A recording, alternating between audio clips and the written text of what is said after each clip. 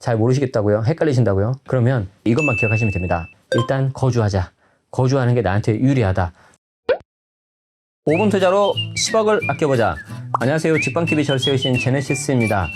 자, 여러분, 거주 요건에 따라서 세금이 줄어든다는 거 많이 알고 계시죠? 그런데 여러분들이 알고 계시는 그 거주 요건이 대부분 다 비과세일 건데 이게 그때그때마다 좀 다릅니다. 자, 오늘은 헷갈리기 쉬운 비과세를 위한 거주 요건, 장기 보유 특별공제를 위한 거주 요건, 그리고 또 그 외에도 무려 2가지나 더 있습니다. 어떤 것들이 있는지 저와 함께 끝까지 시청해 보도록 하시죠. 만약에 시간이 없으신 분들은 이것만 기억하시면 됩니다. 아, 잘 모르겠으면 그냥 거주하면 되겠구나. 그렇지만 이왕이면 끝까지 한번 봐보시죠. 시작하겠습니다. 최근에 재미있는 기사가 좀 나왔습니다. 상생 임대인인 경우에 양도세 비과세 특례 적용을 위한 실거주 요건을 2년에서 1년으로 단축을 시켜준대요. 상생 임대인이라는 건 뭐냐? 뭐 1가구 1주택이고 공시가격이 9억이어야 되고 5% 이내로만 상승해야 되고, 쉽게 말해서 1가구 1주택인 사람이 세를 끼고 그냥 세를 놓으라는 겁니다. 그런 경우에는 2년 실거주 비과세 특례에서 1년을 산 걸로 인정을 해주겠다는 거예요. 그러면 이것만 놓고 보면 내가 1년 거주 요건이 딱 부족했는데 잘 됐다라고 생각하실 수 있는데, 이번 기회에 그때그때 다른 거주 요건에 대해서 한번 살펴보자는 겁니다. 거주 요건은 그때그때 다릅니다. 비과세를 위한 거주 요건이 있어요.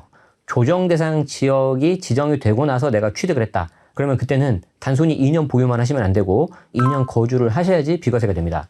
그런데 내가 만약에 취득을 했는데 그 당시에 조정이 아니라 비조정이다. 그러면 단순히 보유만 해도 비과세가 되겠죠. 그런데 이것만 있으면 상관이 없는데 장기 보유 특별공제를 위한 거주 요건이 또 있어요. 현재는 비과세가 12억으로 상향 조정이 됐죠. 이때 12억 초과분에 대해서 장특공 80%가 적용이 되는데 표2 장특공 할 때도 거주 요건이 들어가야 됩니다. 이 둘은 달라요. 가끔 이거를 똑같이 생각을 하셔가지고, 아니 나는 취득 당시에도 비조정이고 지금도 비조정이니까 거주하지 않아도 되는 거 아니냐라고 생각을 하실 수 있는데 그렇지 않다는 거죠. 헷갈리신다면 그냥 거주를 오래 하시는 게 유리합니다. 구체적인 계산 사례를 보여드리도록 하겠습니다. 먼저 비과세를 위한 거주 요건인데, 만약에 파란색 이날 조정 대상 지역으로 지정이 됐다고 가정을 하겠습니다. 지역마다 다 다르죠. 그렇기 때문에 내가 소유한 물건이, 주택이 어디에 있는지, 그리고 언제 조정 대상 지역으로 지정이 됐는지 그 부분을 잘 보셔야 되는데, 조정 대상 지역 전에 내가 취득을 했다 그러면은 보유만 하시면 비과세가 되는 거죠. 그리고 지정이 되고 나서 취득을 했다면은 2년 거주를 해야 비과세가 되는 거죠. 두 번째가 장기보유 특별공제를 위한 거주 요건인데, 조금 더 정확하게 말씀드리자면은 표2는 1세대 1주택인 경우에 최대 80%까지 되는 거죠. 보시면 취득가에서 양도가가 이렇게 있는데 양도가가 12억을 넘었다. 그러면 이게 비과세가 된다 하더라도 12억 이하만 비과세고 그 초과되는 부분에 대해서는 과세가 되는 거죠. 그런데 원래 비과세인데 과세를 하는 거기 때문에 이 과세 대상 양도 차익을 일정 비율로 계산을 하게 돼 있고, 한 번 더 최대 80%까지 장특공을 해준다는 거죠. 그래서 12억 초과를 해서 비과세를 받았는데, 이 비과세에 있어서 장기보유 특별공제가 거주 요건이 많을수록 장특공이 많이 받는다는 거죠. 그래서 내가 2년 거주하고 2년 보유하면은 장기보유 특별공제는 없어요. 3년이 안 됐기 때문에. 그런데 만약에 2년이 아니라 5년 거주, 5년 보유, 그런 경우라면은 그에 따라서 장기보유 특별공제가 많아지고, 심지어 내가 거주를 만약에 하나도 안 했다. 그러면 최대 80%까지 장기보유 특별공제를 받을 수가 있는 거를 20%밖에 못 받을 수도 있습니다. 거듭 말씀드리지만 이때 거주 요건은 비과세하고는 상관이 없습니다. 그래서 비과세를 위한 거주 요건, 그리고 장기보유 특별공제를 위한 거주 요건이 다르기 때문에 정말 조심하셔야 됩니다. 여기 있는 표가 장기보유 특별공제 표1과 표2인데, 표1은 일반적인 거고요. 표2가 이제 1세대 1주택인 경우입니다. 1세대 1주택은 대부분 다 비과세가 되겠죠. 그래서 2019년 전까지만 하더라도 단순히 보유만 하면 80%가 가능했어요. 그런데 2020년에는 이 표2를 적용받으려면 최소 2년 이상 거주해야 되고, 이때 거주 요건은 비과세하고는 다른 거다. 그러니까 취득 당시 비조정이라 하더라도 이 표2를 적용받고 싶으면 반드시 거주를 해야 되는 거죠. 만약에 이때 거주를 안 하면 어떻게 되느냐? 장기보유 특별공제를 하나도 못 받느냐? 그런 건 아니고 표1로 갑니다. 그래서 10년이 지나면 20%밖에 못 받게 되는 거겠죠. 2021년이 지난 지금은 더 심한 거죠. 최소 2년 거주를 당연히 해야 되는 거고, 보유 40%, 거주 40%이기 때문에 단순 보유 10년 했다 그러면은 2년 거주가 없기 때문에 표 2가 아닌 1로 가서 20% 해당이 되는 거고 2년 거주를 한 상태여야지 그리고 3년 이상 보유해야지 표 2 장특공이 되는 겁니다. 이렇게 말씀만 드리면 여러분들이 와닿지 않을 것 같아서 제가 계산 사례를 가져왔는데 취득가 7억, 양도가 15억, 그리고 비과세 기준 현재 12억이죠. 그리고 필요경비 기본공제는 없다라고 가정을 하겠습니다. 첫 번째 거주 2년, 보유 2년을 보면은 일단 비과세라고 가정을 할게요. 자, 그러면 양도가가 15억이니까 비과세는 되지만 12억 초과분에 대해서는 세금이 나오지 않습니까?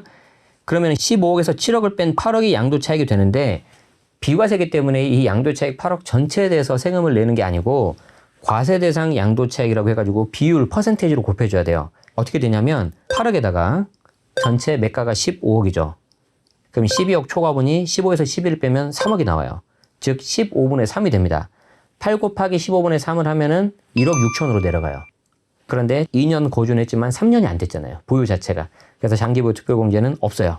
그러면 1억 6천이 그대로 내려오고 계산해보면은 세율이 38%, 누진공제가 1,940만 원이기 때문에 양도소득세가 4,100만 원 정도 나옵니다. 같은 논리로 거주 5년, 보유 5년 계산해보면 다른 거는 다 똑같고 장기보유 특별공제가 40%인데 12억 초과된 비과세죠. 그리고 2년 거주했죠. 그리고 3년 이상 보유했죠. 그러니까 표 2를 적용받을 수 있겠죠.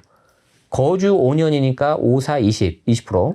보유 5년이니까 5, 4, 20%. 20 더하기 20이니까 40 나오는 거예요. 그래서 1억 6천에서 40% 빼니까 0.96억이 나오고 여기에 대해서 세율이 35%로 내려가네요. 그래서 그 결과 1,870만 원이 됩니다. 이제 가장 많은 혜택을 받을 수 있는 장기보유 특별공제 80%. 거주 10년, 보유 10년이니까 80% 이렇게 들어가고요. 계산해 보면은 372만 원이 나옵니다. 이쯤에서 한번 생각해 볼 게 두 가지가 있는데 첫 번째, 오래 살면 살수록 장기보유 특별공제가 길어지니까 세금이 줄어드는 건 맞죠. 그런데 거주 5년, 보유 5년 하면 1,870만 원인데 여기서 5년을 더 살면 372만 원으로 1,500만 원 정도가 줄어요. 5년에 1,500만 원이라면은 기회비용을 생각하면 차라리 일찍 매도를 하고 다른 방법을 찾는 게 나을 수도 있습니다. 어쨌든 이게 장기보유 특별공제 효과가 크긴 하지만 상황에 따라서 잘 맞게 쓰시라는 거를 말씀드리고 싶습니다. 그래서 똑같은 비과세를 하더라도 12억 초과 고가주택인 경우에 거주기간이 길수록 유리하다. 잘 모르겠으면 그냥 거주하셔라. 네. 그럼 여기 다시 한번 볼까요? 상생임대인 계약 2년간 유지한 경우에 비과세 실거주 요건 1년 충족 인정하겠다. 상생임대인이 해당 계약을 2년간 유지하면 1주택자 양도세 비과세 특례 적용을 받기 위한 실거주 요건 2년 중에서 1년을 충족한 것으로 인정한다. 그러니까 이거는 비과세 요건을 위한 거주를 충족시켜준다는 걸로 보여요. 초과되는 부분에 대해서 장특공까지 될지는 좀 더 두고 봐야 될 것 같습니다.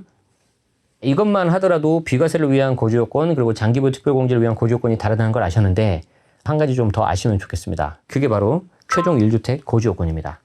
두 개의 케이스가 이렇게 좀 다릅니다. 구분해서 보셔야 되고요. 첫 번째 A하고 B가 있는데 A를 먼저 팔면 아무 문제가 없었는데 B를 팔아가지고 21년 1월 1일 기준으로 다주택인 상태예요. 그런 경우에는 남아있는 A를 비과세 받으려면 추가 2년 보유를 하셔야 돼요. 왜? 취득 당시에 비조정이었으니까. 그런데 밑에 사례를 보면은 똑같은 C하고 D 두 개가 있고 D를 먼저 팔았죠. 그럼 남아있는 거를 추가 2년 보유만 하면 되는 줄 알았는데 C주택 취득 당시에 조정 대상 지역인 거예요. 그러면 보유 기간이 새롭게 기산되면서 거주 기간도 같이 날아가 버립니다. 즉 추가 2년 다시 거주하셔야 돼요. 앞에 비과세를 위한 거주 요건하고 좀 비슷하지만 새롭게 리셋된다는 거에서 또 한 번 충격적이라 할 수 있죠. 한 가지 더 말씀드리자면 거주주택 비과세 특례라고 있는데 많은 분들이 이거를 오해하세요. 내가 조정 대상 지역 거주해야 되는 주택이니까 나를 말하는 거구나. 1세 1주택 비과세. 그게 아니고 여기 보시면 갈색 집을 제외하고 나머지 파란색 집 4개를 임대주택으로 등록한 케이스입니다. 그러니까 임대주택으로 등록한 경우에 비과세를 받을 수 있는 유일한 방법이거든요.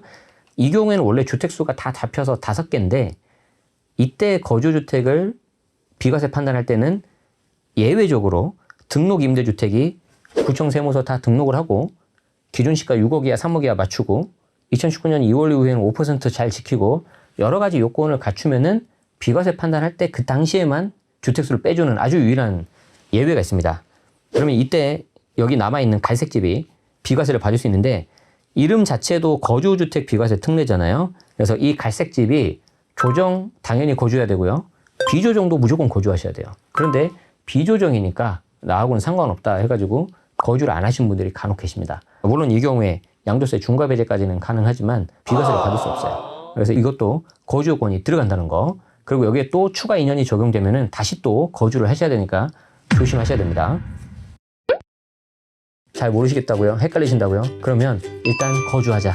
거주하는 게 나한테 유리하다. 이렇게 생각을 하시면 좋겠고, 특히 장특공 같은 경우에는 고가주택 기준이 더 상향돼서 조정되긴 했지만 그 초과되는 부분에 대해서 양도일을 기준으로 하기 때문에 내가 비록 비과세는 되지만 거주를 안 하면 이 장특공을 조금밖에 못 받는 거, 손해를 보는 거라고 좀 생각을 하거든요. 1주택자, 실거주자 하더라도. 좀 안타깝지만 현재 상황이 이렇기 때문에 잘 알고 계셔서 대응하시면 좋겠습니다. 새로운 내용, 최신 내용으로 업데이트 하시려면 구독하시고 알림 설정하시면 좋을 것 같고요. 도움 되셨기를 바랍니다. 여러분 다음 시간에 또 뵙겠습니다. 직방TV 절세여신 제네시스였습니다. 고맙습니다.